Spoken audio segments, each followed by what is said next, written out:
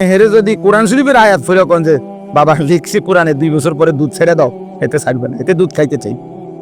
মায়ের বুকের দুধ সে ছাড়তে চায় না, তারে জোর করে মহিলারা, প্রত্যেক মহিলারা, যে সমস্ত মায়েরা বাচ্চাকে দুধ খাওয়ায় 2 বছর পূর্ণ হলে মায়েরা অনেক কষ্ট করে থাপড়াইয়া মায়েরা ফিরাইয়া কান্দে, ঘন্টার পর ঘন্টা বাচ্চা কান্দে, কিন্তু এরপরও তারে দুধ ছাড়ায়। মানে এইটা মা যদি কষ্ট করে দুধ না ছাড়ায়, তাতে তারে যদি ছেড়ে দেয় এমনি এটার উপরে যে নিজে নিজে ছেড়ে দিব, তাইলে এতে দুধ খাওয়া ছাড়বে না, আরো বড় হইলো ছাড়বেন, মায়ের বুকের দুধ ছাড়বে না। তো এইটারে বলে আর কি বুজুর্গরা যে মানুষের মনের চাহিদাটাও এই দুধের বাচ্চার মতো, অর্থাৎ জোর করে যদি আপনি মনের চাহিদা না সরান, তা আপনি যদি ছাইড়া দেন, তো এই মনের চাহিদা আপনার জাহান্নামে নিয়া তারপরে থামবে,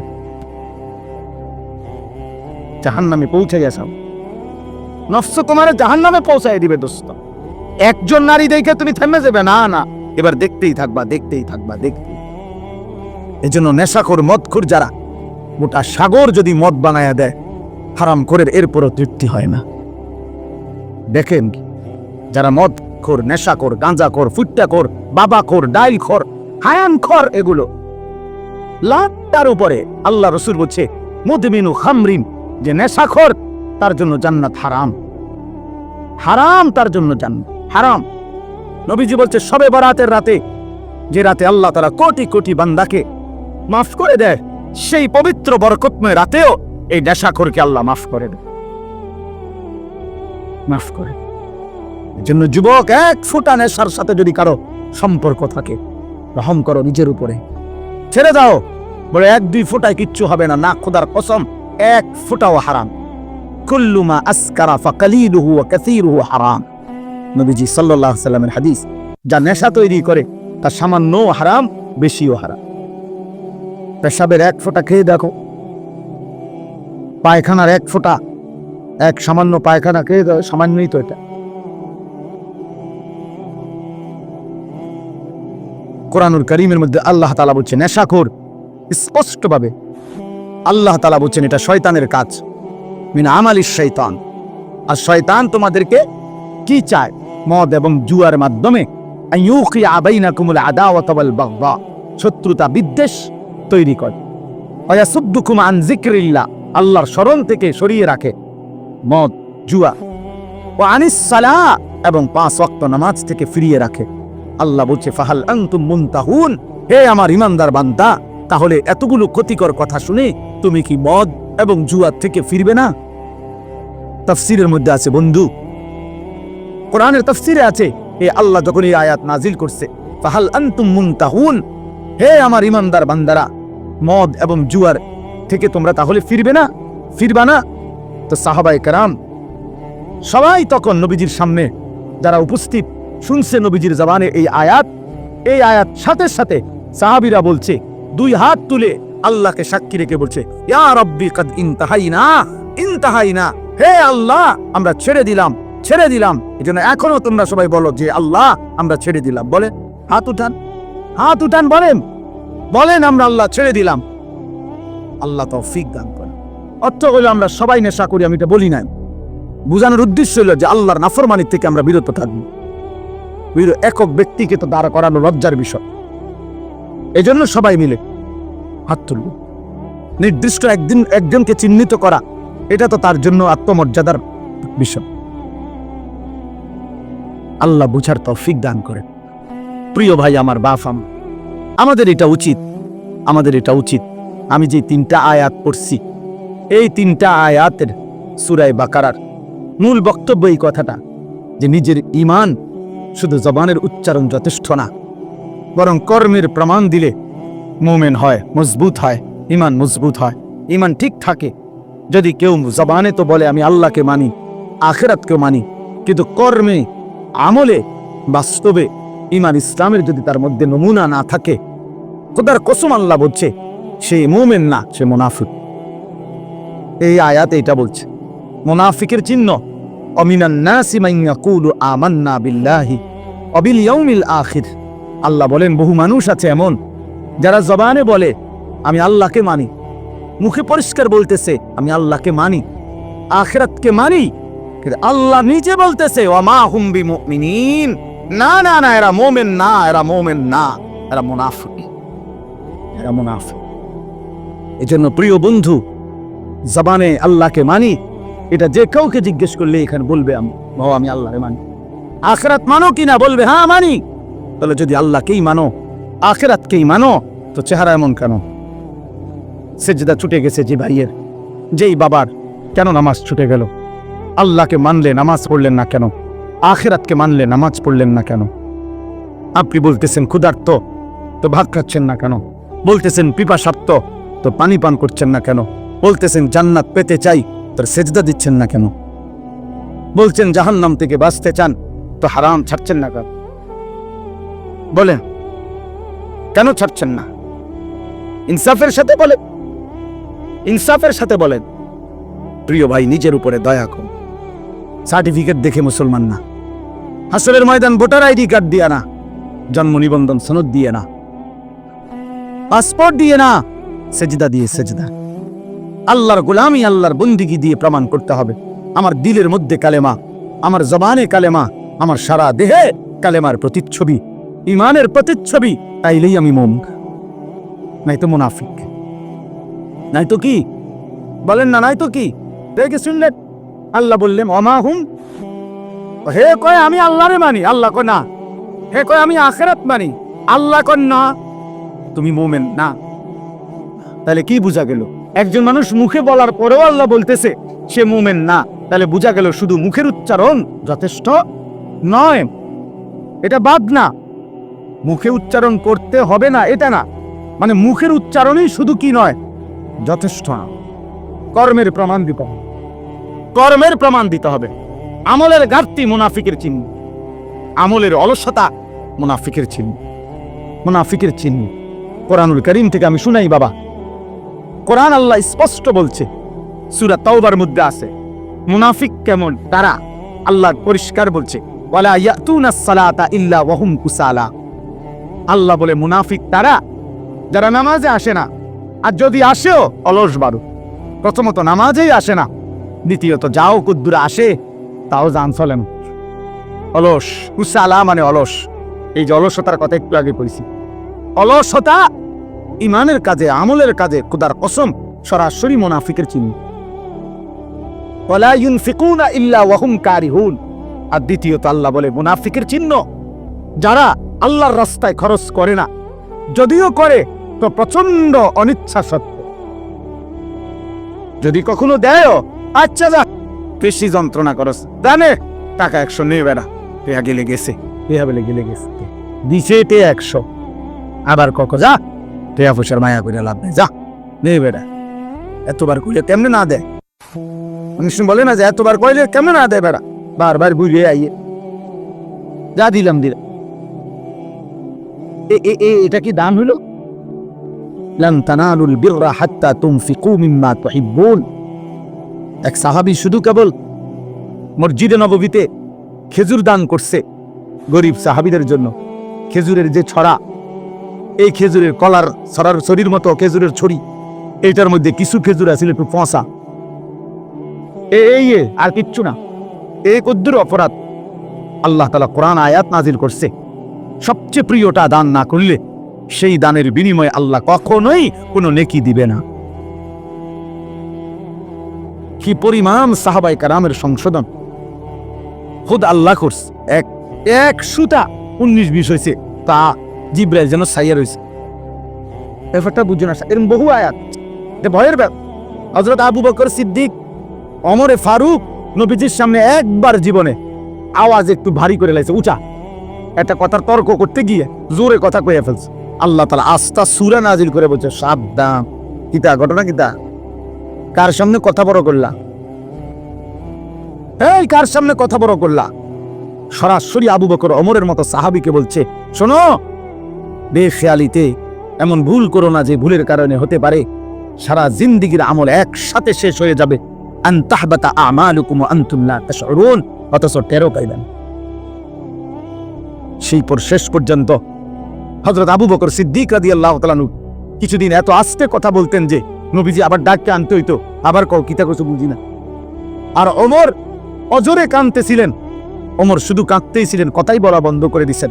আল্লাহ নবী জিজ্ঞাসা করলেন, ওমর কথা বলো না কেন? বলতেছি, ইয়া রাসূলুল্লাহ, আমার আওয়াজ কোনোভাবেই ছোট করতে আমি পারি না, আমার আওয়াজটাই বড় হয়ে যায়। আল্লাহ তো আমার জিন্দিগির আমল বরবাদ করে দিবে খুশি, আপনার সামনে যদি কথার আওয়াজ বেড়ে যায়। কি পরিমাণ ফিকির করছে দোস্ত। সাহাবায়ে কেরাম এমনিতে হয়েছে। আখিরাত এত মামুলি মনে করে ফেলছেন আপনারা? আখিরাত মামুলি? আমি অনেক সময় বলি, বাপ এ সুরে সুরে তারে তারে তালে তালে শুনছেন নবী সুপারিশ করবে, আর আপনারা নিশ্চিন্ত হয়ে গেছেন নবী তো সুপারিশ করবে। আমিও তো কই নবী সুপারিশ করবে, 1000 বার করবে, 1,00,000 বার করবে, 1 কোটি বার করবে, এটা সত্য, 100 সত্য। কিন্তু নবীজি সাল্লাল্লাহু আলাইহি ওয়াসাল্লাম তিনি এটা বলছেন কিনা যে উম্মত, মৃত্যু পর্যন্ত তুমি গুনার উপরে, নাফরমানির উপরে, অসভ্যতার উপরে, হারামের উপরে তুমি মজবুত করে টিকে থাকো, আমি সুপারিশ করে তোমারে জান্নাত দেব। এই তো নবী বলছে না? একজন মানুষ বলেন, কারো বিবেকে বলে এটা? রবি কি ভাবছে? সুপারিশ মানে কি? মামুর বাড়ি। সুপারিশ মানে মামুর বাড়ি। আপনি বিড়ি খেতে খেতে কবরে যাইবেন, আর নবীজি আপনারে বেহেশত দিয়া ফেরেশতারে কবে যা চাচারে বুট মুড়ি দাও। না না, তানসায় তো মনে করছে বেহেশতটাই। সুপারিশটার কোনো নিয়ম কানুন নাই।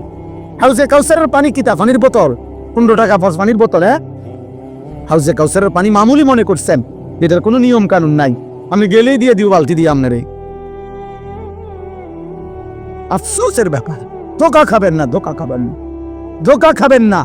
শতভাগ সুন্নত করে, শতভাগ আমল করে, শতভাগ আল্লাহর কসম বাবা, আপনি আমার দলভুক্ত হওয়ার দরকার নাই। আমি কোনো দল নিয়ে আসি নাই, আমি কোনো পার্টি নিয়ে আসি নাই, আমি কোনো দরবারে নিয়ে আসি নাই, আমি আপনারে মুরিদ বানাইতে আসি নাই, আমি আপনারে আখিরাতের কথা বলতে আসছি। অতএব কোনোভাবে সাবধান মুসলমান, সাবধান। রাসূলুল্লাহ সাল্লাল্লাহু আলাইহি ওয়াসাল্লামের অনুসরণবিহীন, সুন্নাত মানাবিহীন নবীজির ভালোবাসা দাবি করা, এটা ধোঁকা আর প্রতারণা ছাড়া আর কিচ্ছু না, কিচ্ছু না। ধোঁকা দিবেনও না, ধোঁকা খাবেনও না। কাউকে ধোঁকা দিয়েন, ধোঁকা দিয়েন।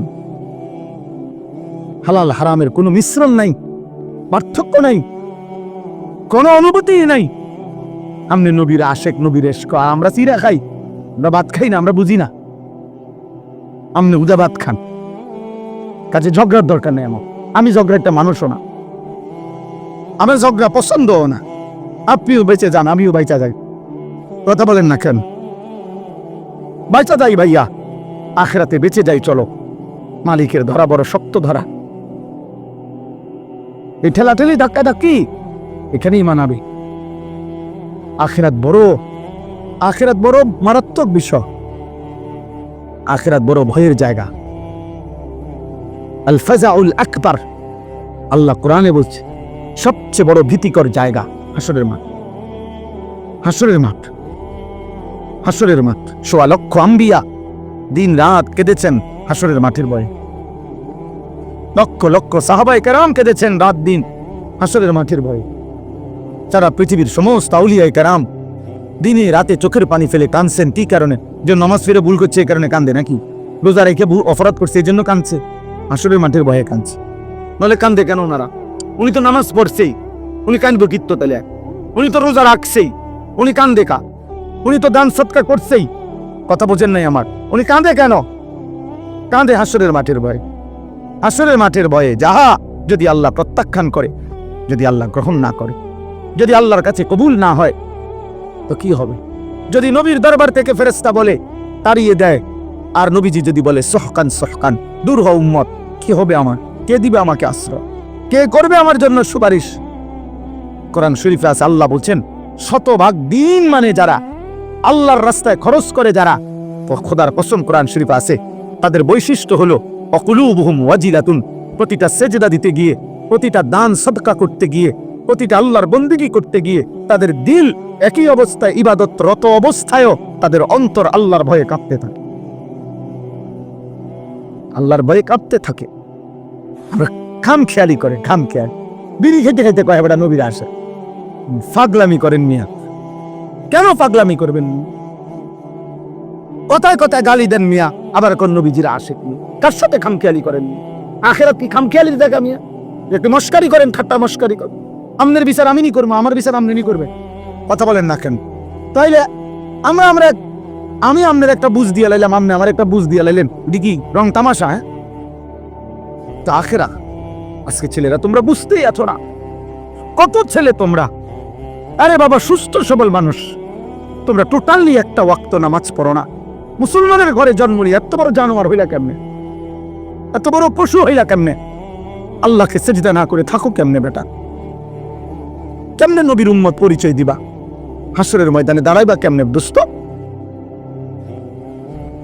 আমি প্রতিদিন বলি, প্রত্যেক দিন বলি যে এই হাতের অঙ্গ প্রত্যঙ্গ শরীরে দেখেন দুনিয়াবি উপার্জনের কাজে, দুনিয়ার উপার্জনের কাজে সব অঙ্গ ব্যবহার হয়, এই পাও হাত চোখ, কিন্তু খেয়াল করে দেখেন দুনিয়ার কোনো আয় রোজগারের কাজে এই কপাল ব্যবহার হয় না। এই কপাল যেটা, এটা দিয়ে কিতা করে? পয়সা কামানোর কোনো কাম আছে? দিয়ে উপার্জনের কোনো কাজে কপাল ব্যবহার হয়নি, ব্যবহার হয় না। হাত পাও ব্যবহার হয়, দিল দিমাগ বুদ্ধি বিবেচনা বের হয়, ব্যবহার হয়, কিন্তু কপাল দুনিয়াবি কোনো কাজে ব্যবহার হয় না যুবক।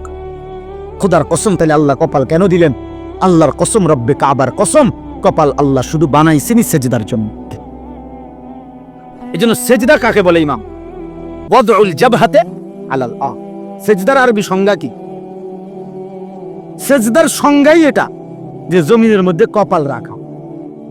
বুঝেন না এই কথাটা? তাহলে কপাল আল্লাহ বানাইছেন কি জন্য? বলো যুবক, বলো কেন বানাইছেন?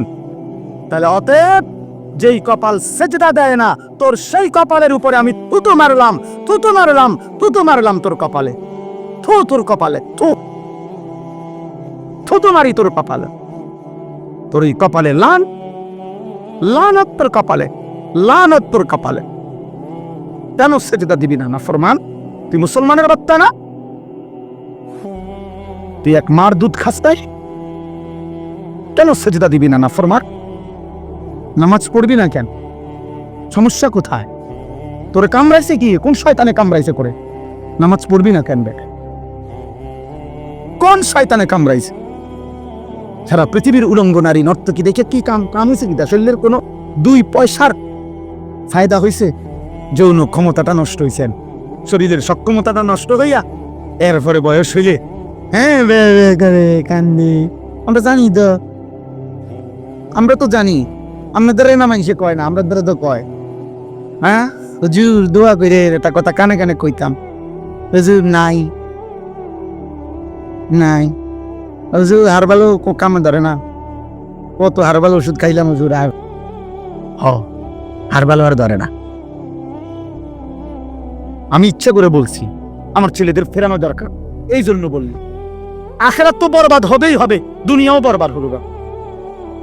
হালাল পবিত্র স্ত্রী যখন মিলবে আল্লাহর পক্ষ থেকে, সেদিন আর যৌবনের সক্ষমতা উধাও হয়ে যাবে চরিত্রের এই অধপতনের কারণে। এই অব্যাহত নারী দেখে দেখে, ছবি দেখে দেখে, নোংরা দৃশ্য দেখে দেখে, উলঙ্গ নাচ দেখে দেখে যুবক নিজের শরীরের সক্ষমতাটাও নষ্ট করছো, দুনিয়াও শেষ করলা, আখিরাতও বরবাদ করলা। এসে বে বে যারা আর কিছু যুক্ত না, বে বে এই যে দেন না, এই জন্য আরবাল কোম্পানি পোস্টার লাগায় 30টা এক লগে, যেন দিয়ে লাগায় 30টা লাগে, মনোজন মহামারী লাগছে। হ্যাঁ, মনোজন একটা করোনা লাগছে এটার ভিতরে, তাহলে এতটি লাগায় একসাথে 30টা করে লাগায়, আজকে সিরিয়ালে কালকে আবার লাগায়, বা জানে অসল ফলাফাইন আছে লাগবো খা। হ্যাঁ হ্যাঁ হ্যাঁ হ্যাঁ, লজ্জা থাকা উচিত, হায়া থাকা উচিত বেটা। আল্লাহকে সেজদা করো, হালাল একজন পবিত্র স্ত্রীর অপেক্ষা করো। যে চাহিদা আল্লাহ দিছেন, সে চাহিদা পূরণের শতভাগ ব্যবস্থা আল্লাহ রাখছেন। যিনি ক্ষুধা দিছেন তিনি খাবারের ব্যবস্থা করছেন, যিনি তৃষ্ণা দিয়েছেন তিনি পানির ব্যবস্থা করেছেন। অতএব যৌবনের চাহিদা যিনি দিয়েছেন, আল্লাহর কসম তিনি হালাল পবিত্র স্ত্রী তিনি ব্যবস্থা রেখেছেন। আজকে আফসোসের বিষয়, বাংলাদেশের জমিনে, যেই জমিনের মধ্যে ফ্যাসিস্ট নাই, জালেম পালাইছে, জালেমের অনুসারীরাও যারা পালাইছে, এরপরেও এই স্বাধীন সার্বভৌম বাংলাদেশে, 24 পরবর্তী বাংলাদেশে, 5ই আগস্ট পরবর্তী বাংলাদেশে আফসোসের বিষয়, কতগুলো মাতাল, কতগুলো মুরতাদকে নারী শিক্ষা, নারী সংস্কার কমিশন হিসাবে দায়িত্ব দিছিল নারীর অধিকার ঠিক করে দেওয়ার জন্য, তাদেরকে তারা কমিশন রিপোর্ট দিছে, গত কয়েকদিন আগে নারীর অধিকার, যে নারী যারা বেশ্যা, নারী যারা পতিতা, তাদেরকে এই সমাজে রাষ্ট্রীয়ভাবে শ্রমিক হিসাবে স্বীকৃতি দিতে হবে, এই প্রস্তাব দিছে, প্রস্তাব পেশ করছে।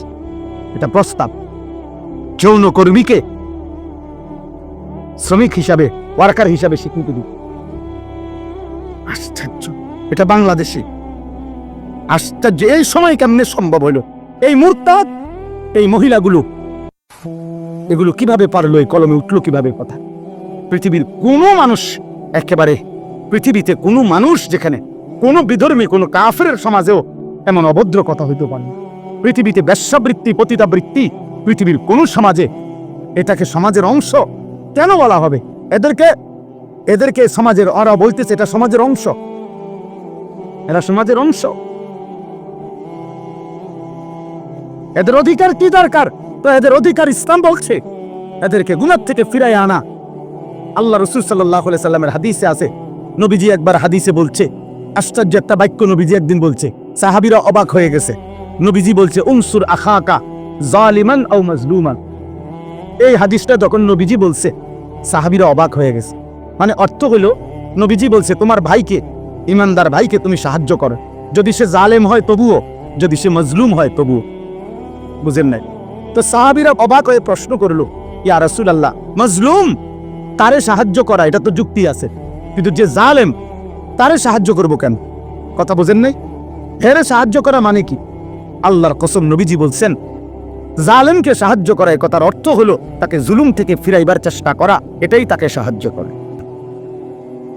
তাহলে কোন অসৎ চরিত্রের নারীকে তার এই গুনাহ থেকে ফিরাইবার চেষ্টা করা, এটা না তার সবচেয়ে বড় কি অনুগ্রহ? তাকে বুঝি তার এই যৌন পেশার উপরে তারে স্বীকৃতি দিয়া ওয়ার্কার, শ্রমিক হিসাবে তার ভাতা, বেতন সব বুঝি ঠিকঠাক করিয়া তারে এই কাজে উৎসাহিত করা, এটারই তার উপরে দয়া। এই মুরতাদরা এটা লিখছে সরাসরি কোরআনের বিরুদ্ধে। আল্লাহ তাআলা যেখানে বলছে ওয়ালা তাকরাবুজ জিনা, জিনা ব্যভিচারের কাছেও যেও না, ওরা বলতেছে ওদেরকে স্বীকৃতি দিতে হবে। এটা বাংলাদেশে কিভাবে সম্ভব? এরপরে আপনার নারী পুরুষের সম্পত্তি, ইসলামী শরীয়তে যেই উত্তরাধিকার আইন ওয়ারাসাত, এই নারী পুরুষের সম্পত্তির ক্ষেত্রে এদের প্রস্তাব হলো যে ধর্ম নারী পুরুষের এই সম্পত্তির মধ্যে যেই বন্টন করেছে, এটা নারী পুরুষের চূড়ান্ত বৈষম্য। মানে মহিলা 1 ভাগ, পুরুষ 2 ভাগ, ভাই 2 ভাগ, এটা বৈষম্য। এই বৈষম্য দূর করা, অবশ্যই দূর করা উচিত, নাহলে নারীর অধিকার প্রতিষ্ঠিত হবে না। সরাসরি আল্লাহর কোরআনের বিরোধিতা। আল্লাহ যেখানে পরিষ্কার বলছেন লিযযাকারি মিসলু হাউজিল উনসায়াইন, এটা কোরআনের আয়াত মিয়া। এই পৃথিবীতে 1450 বছরে কোনো বেঈমান যারা প্রকাশ্যে নিজেকে কাফের বলে, তারা আজ পর্যন্ত কোরআনের বিরুদ্ধে, কোরআনের কোন শব্দের সিদ্ধান্তের বিরুদ্ধে অযৌক্তিক বলার সাহস করে নাই। অথচ নিজেকে মুখে মুসলমান বলে। এত বড় মুনাফিক, এত বড় মুরতাদ। কতগুলো নারী, এগুলো নারী কিনা পুরুষ কিনা এটা নিয়েও সন্দেহ আছে। এই সমস্ত এরা আপনার পরিষ্কার নারী অধিকারের নামে নতুন করে কমিশন জমা দিছে সংস্কার। আমরা ঘৃণাভরে এই কমিশনের এই সংস্কার প্রস্তাবনা প্রত্যাখ্যান করছি। আপনারা ভুলবেন না যুবক, যুবক ভুলো না, এরা বনে নাই, এরা ভুলে গেছে মাত্র 8 মাসে, এরা গত 8 মাসের আগের রক্ত ভুলে গেছে। এরা জানে না এদেশের কিশোর নওজোয়ান ফ্যাসিস্ট এবং জালেমকে পলায়ন করতে বাগাইবার ক্ষেত্রে যদি রক্ত দিতে পারে কালেমার জন্য, কোরআনের জন্য, তার চাইতে আগে রক্ত দেবে ইনশাআল্লাহ। কোনো সন্দেহ নাই ইনশাআল্লাহ, কোনো সন্দেহ নাই, কোনো সন্দেহ নাই। প্রয়োজনে আবার বাবার বুক খালি হবে, আবার স্বামী স্ত্রী আবার বিধবা হবে, কিন্তু কোরআন সুন্নাহ বিরোধী কোন আইন বাংলাদেশের জমিনে বাস্তবায়ন হতে দেওয়া হবে না ইনশাআল্লাহ।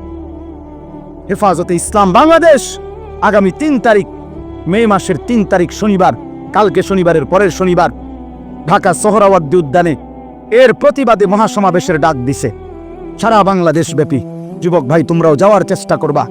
ইমাম সাহেব আপনিও মেহনত করবেন। এই নওজোয়ানি কিশোর ভাই, এটা কোনো কথা হইল ভাইয়া? এটা কোনো ইনসাফের কথা হইল? কমপক্ষে 10টা ধারা, 10টাও সুপারিশ এরকম যেটা সরাসরি আল্লাহর কোরআনের বিরোধী। ছেলে মেয়ে যদি ধর্মীয় বন্ধন, মানে ধর্মীয় নিয়ম কানুন ছাড়া যদি একত্রে থাকতে চায়, রাষ্ট্র সমাজ তাদেরকে বাধাগ্রস্ত করতে পারবে না। বাধাগ্রস্ত মানে এই বাড়ির এরা স্বামী স্ত্রী এই ফ্ল্যাটের, বুঝেন নাই, এই ফ্ল্যাটের এই দুই ফোলা মাইয়া কি তোমরা আমরা থাকি, তোমরা আমরা থাকো কেন, এই কথা কইলে মামলা হবে। ওই যে আইন, এটাই আইন চাচ্ছে, বুঝেন নাই কথাটা, এই আইন চাচ্ছে। কি আশ্চর্য! এই সমাজ টিকবে তাহলে? এই সমাজ টিকবে বলেন? আমাদের পরিবার প্রথা টিকবে তাইলে আমাদের সমাজের মধ্যে মানুষ থাকবে তখন? আর এমনিতেই আমাদের গুনাহের কি হালাত দেখেন। এমনি আমাদের ছেলেরা শুধু মোবাইল দেখে ছেলেরা এক ওয়াক্ত সেজদা দেয় না। মোবাইল দেখে ছেলেদের হালাতের কি অবস্থা! আর যদি নারী পুরুষের অবাধ মেলামেশা শুরু হয়, কি হবে সমাজে? কি হবে সমাজে?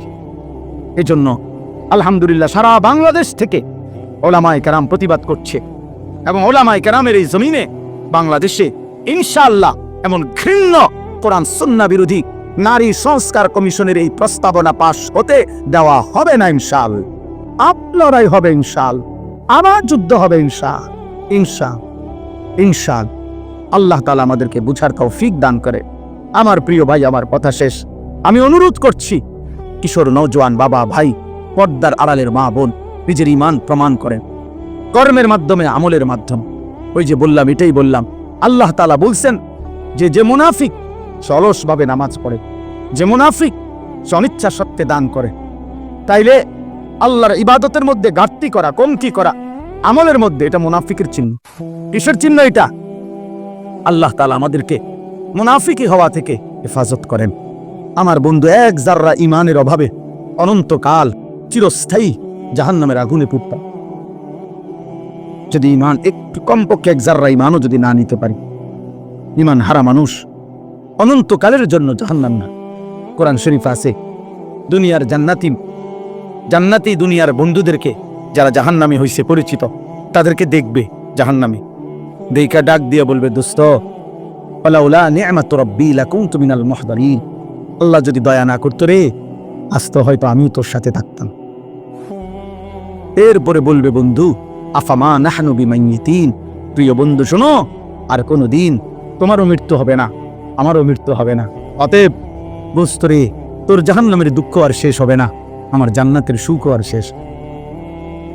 আমরা দুনিয়ায় যেমন বলি, আচ্ছা দেখুন তাহলে 2-4 মাস মাতবুরি করো রে, কয়দিন আর কি, আমরা এমন বলি না? তো এটা আখিরাতে না। আখিরাতে জান্নাত অনন্তকাল, জান্নাতের সুখও কোনোদিন শেষ হবে না, জাহান্নামের দুঃখও কোনোদিন শেষ হবে না। এজন্য প্রিয় ভাই, একজন বক্তা আনছে, কতক্ষণ ওয়াজ করছে, শিক্ষার দিছে, ভালোই লাগছে, এটা যেন না হয়। আমার অনেক কষ্ট হয় ভাইয়া, রাত না হয়, দিন না হয়, সকাল নাই, দুপুর নাই, ঘুরতে থাকি, দৌড়তে থাকি, বলতে থাকি। আল্লাহ আমাদেরকে মাফ করে দেন। আমরা সবাই ইনশাআল্লাহ, কিশোর যুবক ভাই, আগামী দিনে ইসলামের জন্য অনেক বড় কোরবানি দিতে হবে।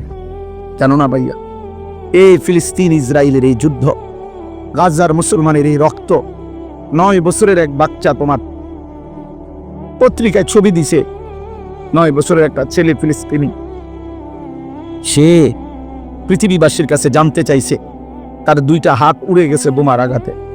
সে জানতে চাইছে, পৃথিবীবাসী বলো, আমার বয়স মাত্র 9 বছর, 9 বছরে আমি আমার 2 হাত হারাইলাম, আমার আগামী জিন্দিগি আমি বাঁচবো কেমনে, চলবো কেমন? এইভাবে আহাজারি করতেছে মজলুম। প্রিয় ভাই, তোমার ছোট ভাই যদি এটা বলে যে ভাই আমার 2টা হাত উড়ে গেছে, আমি এখন চলবো কিভাবে, তখন তোমার দায়িত্ব হলো তুমি তোমার ছোট ভাইকে বলবা, ভাইয়া, ছোট ভাই সরো, আমার মোবাইল টিফার, আমি নারী দেখবো, ছবি দেখবো, আমি উলঙ্গ নাচই দেখবো, আমি আল্লাহকে কোনো সেজদা দেব না। এটাই তো ইনসাফ, ঠিক না?